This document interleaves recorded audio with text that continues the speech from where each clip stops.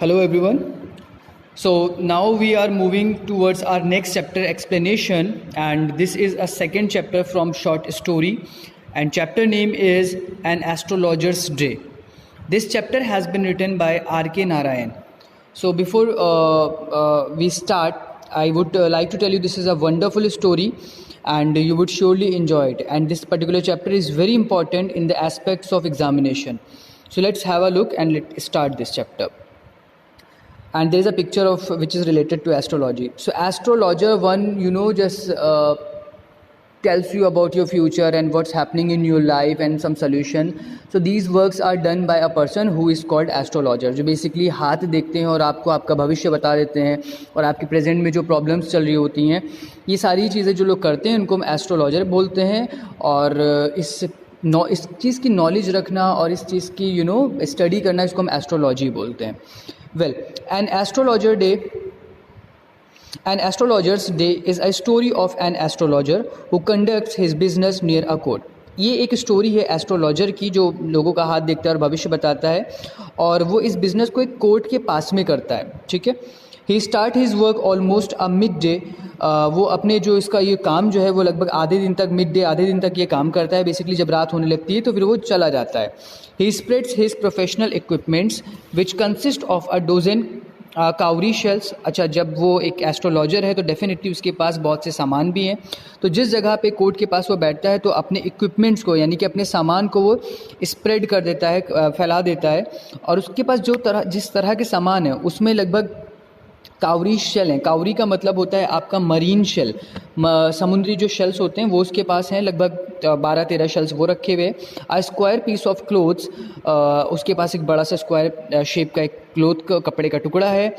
Obscure mistake chart on it, और उसके पास एक ऑब्सक्योर मिस्टिक चार्ट है. ऑब्सक्योर मिस्टिक का मतलब होता है जिसमें स्पिरिचुअल चीज़ें लिखी होती हैं, उस तरह का एक चार्ट भी है जिसमें आप देख के बिलीव कर पाओ कि हाँ ऐसा भविष्य होता है, मतलब तंत्री जंत्री टाइप समथिंग कुछ.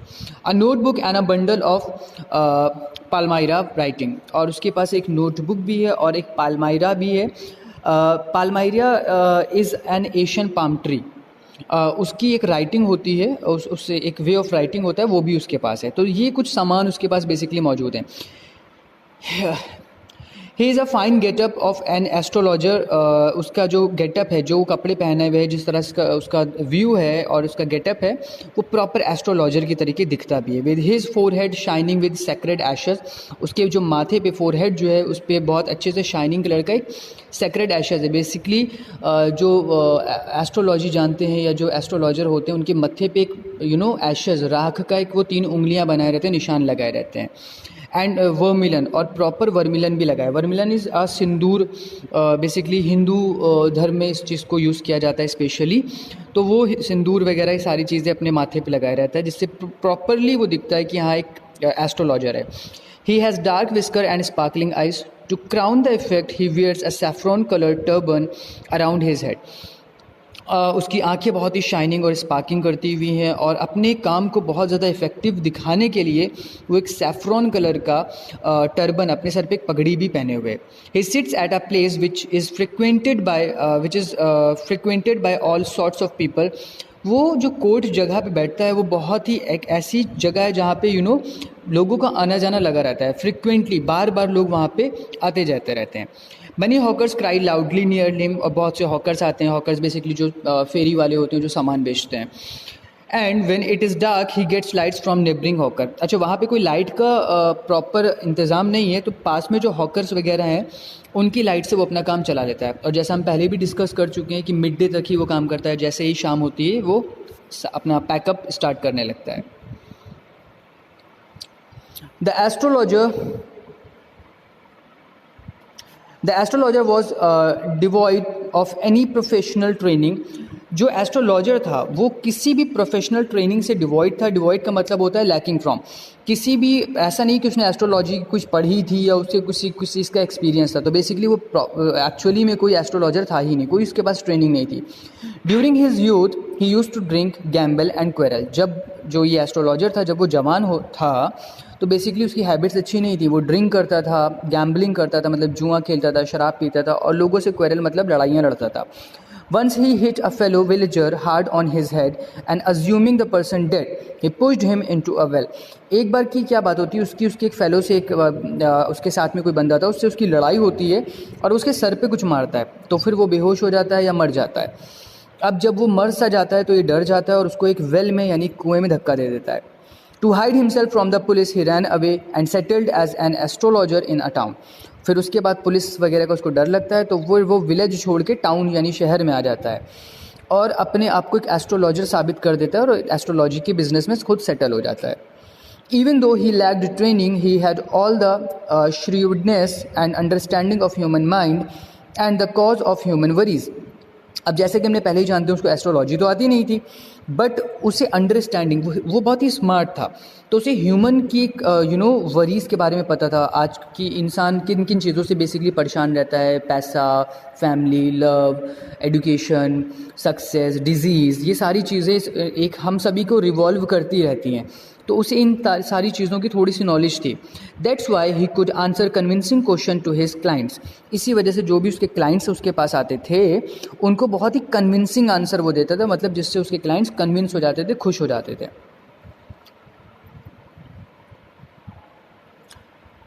Once he had an encounter with a person before winding up his day's work. एक बार की बात होती है, जो शाम हो चुकी होती है, वो अपने पैकअप कर रहा होता है, अपने सारे सामान को रख रहा होता है, तभी एक पर्सन उसके पास आता है और उससे उसका इनकाउंटर मतलब सामना होता है. ठीक है. The man wanted to get satisfactory answer to the question whether he will be able to find his enemy और not.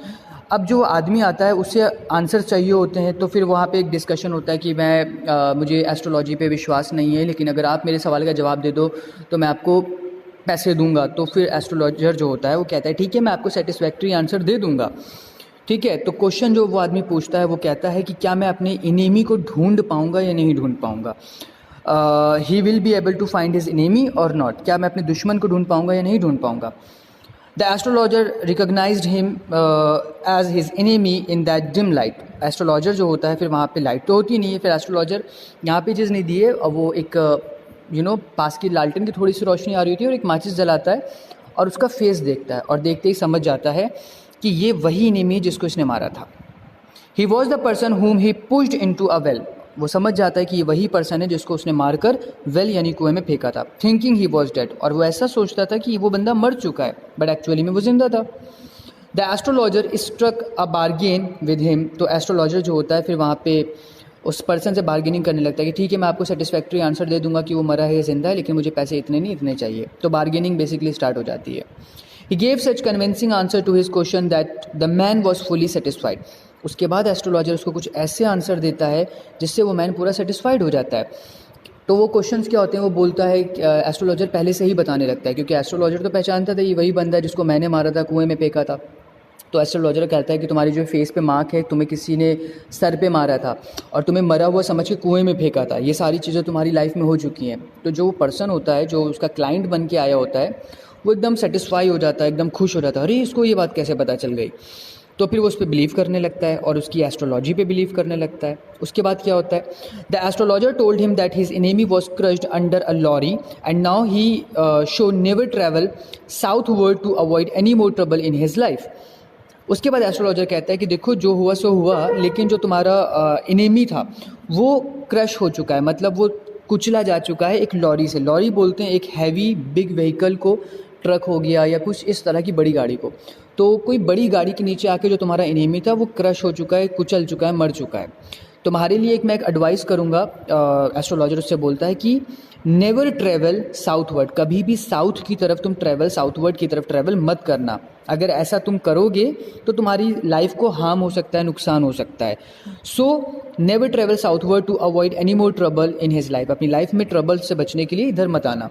In this way he bade him goodbye and got rid of his enemy. इस तरह से वो अपने client से या उस enemy से विदा लेता है, उसे गुड बाय बोलता है और इस टेंशन से, इस चीज़ से मुक्ति पा जाता है. रिड का मतलब होता है मुक्ति पाना, अपने एनिमी से छुटकारा पा जाता है. ही वॉज हैप्पी कि एटलीस्ट वो बंदा मरा नहीं है. Reaching home the astrologer told his wife that a great burden was off his head as the person home he thought to be dead was alive. फिर वो थक हार के अपने घर पहुंचता है और पूरा इंसिडेंट जो होता है वो अपनी वाइफ को बताता है कि आज ऐसा ऐसा हुआ. और मेरे सर से एक बहुत बड़ा बर्डन जो है वो ऑफ हो गया है, उतर गया है। असल में वो जिसको मैं मरा हुआ समझता था वो ज़िंदा है। He narrated the past incident to her, और उसके बाद अपनी वाइफ को बताता है कि पास्ट में ये मेरे साथ हुआ था, मैंने उसको मारा था, etcetera. After this he yawned and stretched himself on a pile. उसके बाद क्या होता है कि वो यॉन करता है। यॉन इज़ बेसिकली सोने से पहले हम अपने जमा ही लेते हैं, that is called yawn. And अपने आर्म को स्ट्रेच करता है और फिर वो सो जाता है because he was very tired. Pile is a shortcut which full form is pick your own lot. अपने बेड पे जाता है और सो जाता है। यहाँ पे आपकी एन एस्ट्रोलॉजर डे की समरी पूरी होती है। And now I would like you all to just go through the chapter, read complete story. थोड़ी बहुत एक दो डिटेल और हैं जो आपको वहाँ से मिल जाएंगे। This is a very important chapter. तो इसके बाद आपको कोई क्वेश्चन अगर फिर भी लगता है तो आप पूछ सकते हैं। And further very soon I would share the question and answers of the same chapter. Till then take care, keep studying, bye bye.